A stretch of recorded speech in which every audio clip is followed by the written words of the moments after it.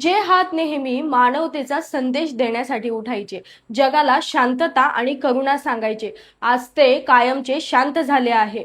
थायलंडमधील घटनेने सर्वांचे मन हादरवून टाकलेले आहे. पदयात्रेवर निघालेल्या निष्पाप 10 बौद्ध भिक्खूंचा अपघातामध्ये मृत्यू होतो, ज्यांनी या संसारासाठी संपूर्ण आयुष्याचा त्याग केलेला असतो. जगाला संदेश देतात करुणेचा आणि मानवतेचा.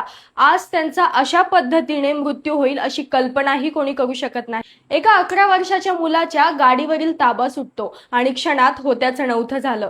आज या जगातील संपूर्ण बौद्ध समाज हा दुःखात बुडालेला आहे. आजारी असल्यामुळे 11 वर्षाचा मुलगा घरी राहतो आणि पालकांच्या पिकअप ट्रकची चावी घेतो आणि हायवेवर जातो गाडी घेऊन आणि समोरून चालत असलेल्या 35 भिक्खूंना तो चिरडतो. विचार करा, त्या पालकांनी हा विचारही केला नसेल की आपल्या मुलाकडून 10 निष्पाप जीव जातील. थायलंडची घटना ही प्रत्येकासाठी एक धडा आहे. सर्व पालकांनी आपल्या मुलांकडे लक्ष द्यायला हवे. आपल्या मुलांना कायद्याचे धडे शिकवा आणि त्यांना वयाच्या आत वाहने देणे बंद करा. गेलेल्या निष्पाप जीवांना भावपूर्ण श्रद्धांजली. नमो बुद्धाय. जय भीम.